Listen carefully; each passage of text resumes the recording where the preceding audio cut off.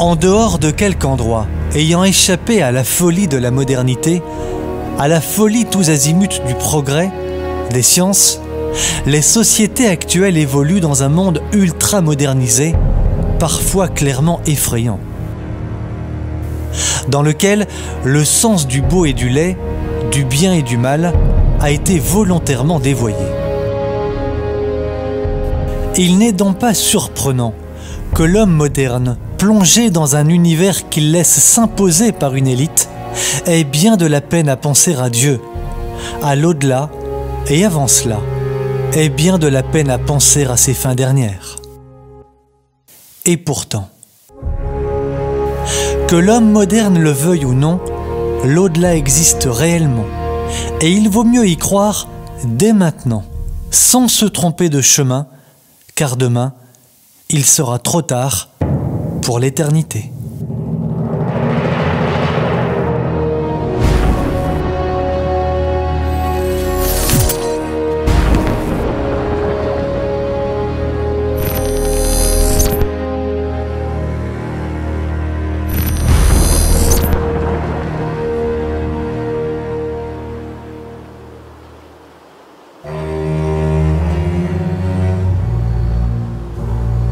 Ceux qui pensent, ceux qui espèrent que l'on va parler ici d'ésotérisme en seront pour leurs frais, car il n'en sera nullement question.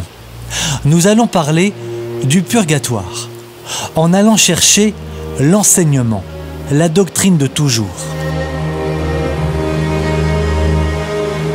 Le purgatoire, un lieu qui, loin d'être imaginaire, loin d'être inventé par l'homme, est au contraire un endroit vers lequel les âmes, séparées du corps après la mort, se dirigent aussitôt.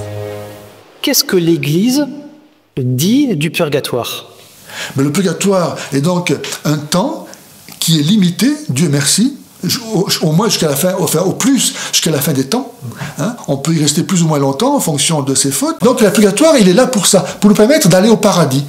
Pour les âmes qui, justement, en mourant, ne sont pas capables de s'unir à Dieu, parce qu'elles n'ont pas un amour parfait. C'est un temps de purification. Voilà, purification, purgatoire, ça vient du mot pur en grec qui veut dire feu.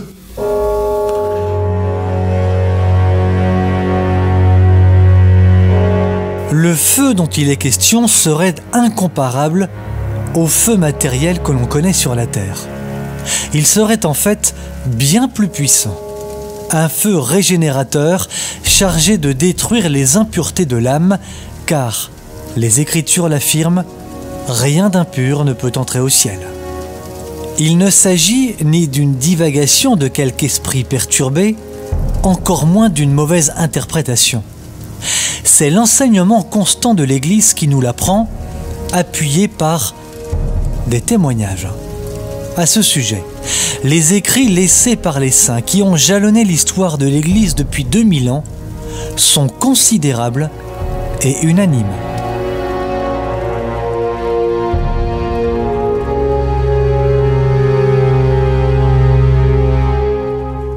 Saint Robert Bellarmin, Saint Augustin, Sainte Thérèse de Lisieux, Sainte Thérèse d'Avila, Saint François de Sales, Saint Jean de la Croix. Tous témoignent des grandes souffrances vécues au purgatoire avant d'atteindre le ciel. Nous quittons la France pour nous rendre en Italie, Rome, la ville éternelle. Pourquoi Rome? Parce qu'une petite église située au bord du Tibre rassemble très discrètement dans ses murs les témoignages vivants de quelques âmes venues directement de l'au-delà.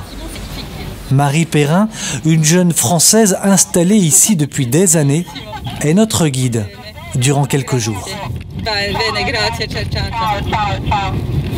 Elle nous a obtenu, auprès du père Roberto, l'ouverture d'une vitrine contenant des objets bien particuliers. Allora, lei fa parte della congregazione dei missionari del Sacro Cuore. Alors on a ici l'un des derniers, des plus récents témoignages des âmes du purgatoire, puisqu'on a dans cette vitrine des témoignages qui datent du 19e et du 20e siècle, du début du 20e siècle. Ici on en a un de 1918.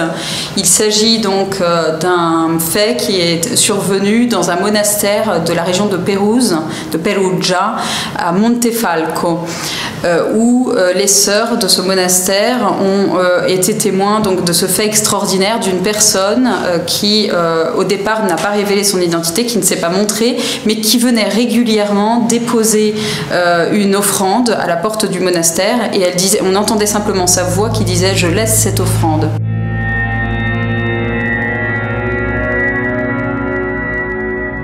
Mais quelle offrande! Des billets italiens, dont une copie a été conservée ici même.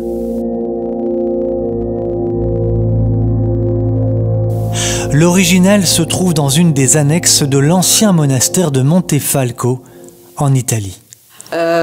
Au bout d'un certain temps, les sœurs ont cherché à connaître l'identité de cette personne, et donc comme elles insistaient, la personne s'est révélée. Je suis une âme du purgatoire, je suis un prêtre qui se trouve dans le purgatoire depuis 40 ans. «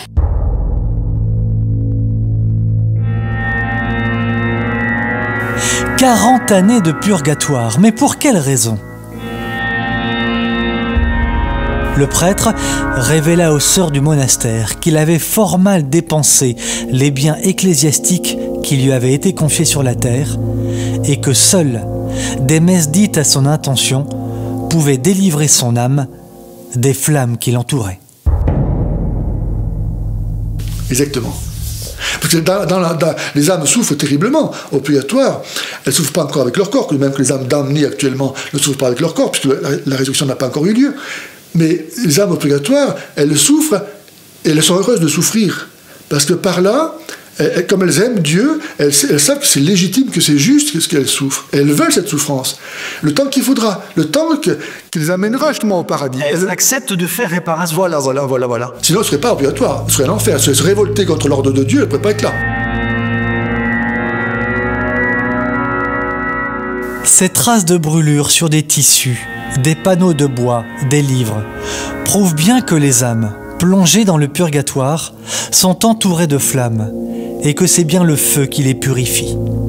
Ici, ces traces de mains brûlées ont été laissées par une âme du purgatoire sur la tunique d'une moniale. Cette collection de preuves, ce musée, est à l'initiative d'un Français, le révérend Père Jouette. En 1904, il présenta cette collection au pape Saint Pie X, qui approuva que ces objets soient exposés aux fidèles afin qu'ils soient confortés dans la foi catholique au sujet des fins dernières. On a d'autres témoignages, comme vous pouvez le voir, on a cette main, donc la plupart du temps ce sont des empreintes de mains qui sont laissées.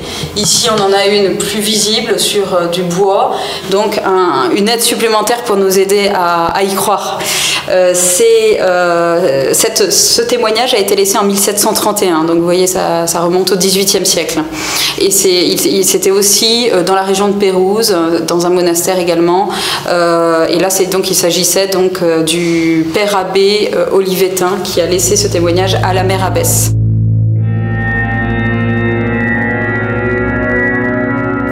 D'autres témoignages sont venus s'ajouter aux manifestations de l'au-delà, comme cette empreinte laissée par une âme du purgatoire après un début d'incendie dans cette même église en 1897.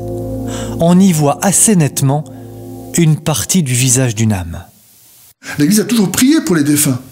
Les gens notamment les protestants, les évangéliques, qui nous disent oui, ça a été inventé au XIVe siècle avec le concile qui a défini le purgatoire. Non, l'Église n'invente rien. Simplement, à un moment donné, dans ces conciles, parce que justement les gens commencent à remettre en question la foi sous le coup des hérétiques, elle dit non, voilà la foi. Et de fait, l'Église depuis toujours a prié pour les défunts.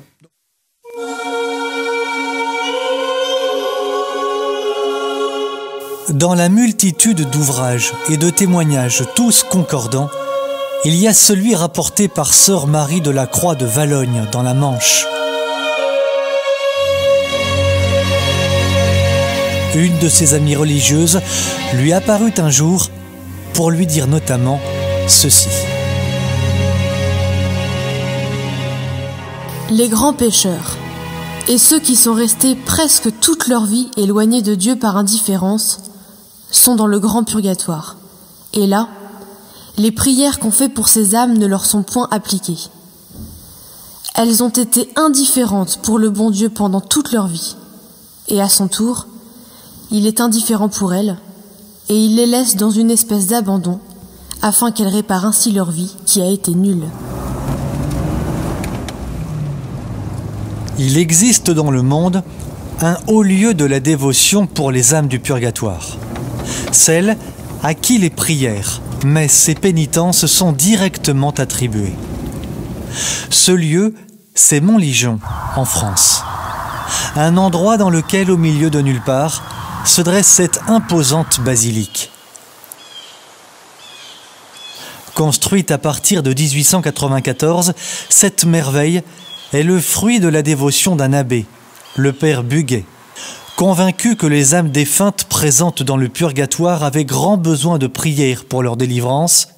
Il parcourut une partie du monde en quête de dons et fit construire cette basilique où depuis, les fidèles viennent prier.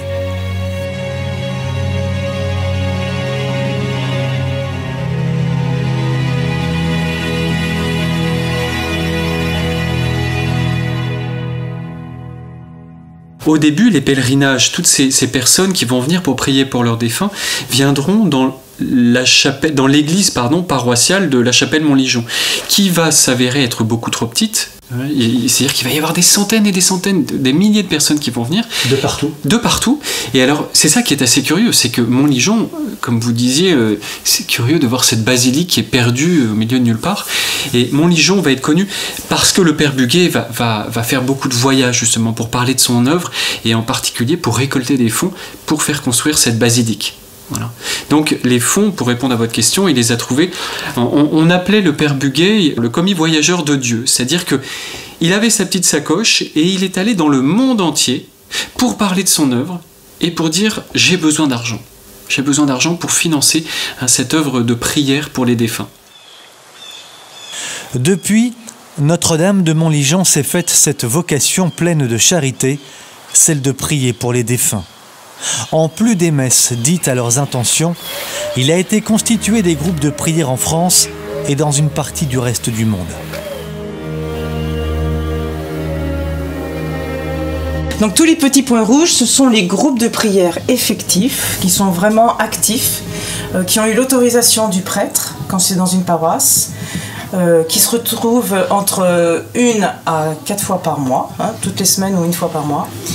Et d'autres, c'est dans des communautés religieuses, d'autres dans des maisons de retraite, et d'autres, il n'y en a pas beaucoup, mais aussi avec des enfants.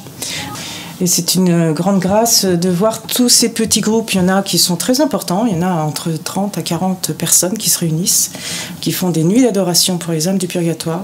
Et d'autres, comme hier, j'ai une petite dame qui va faire ses 2-3 kilomètres à pied pour aller à l'église, l'ouvrir et se retrouver à 2 personnes.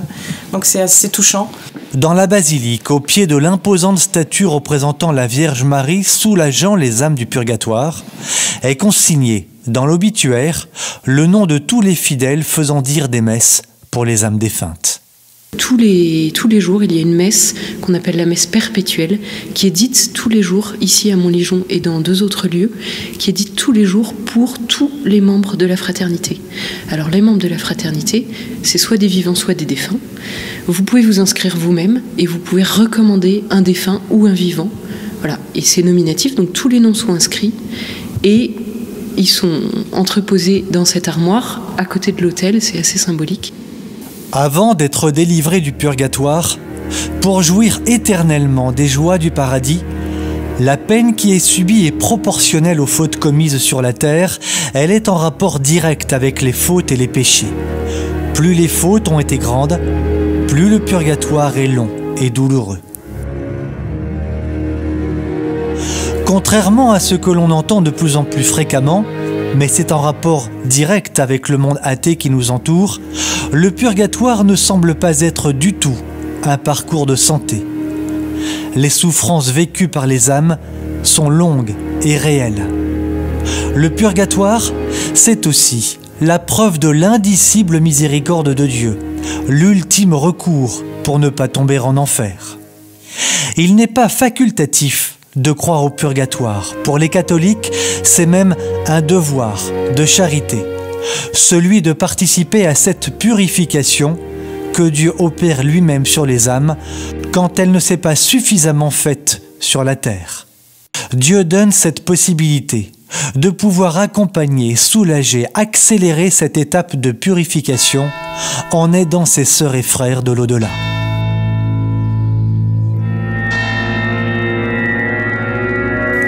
Non, croire au purgatoire n'est pas facultatif.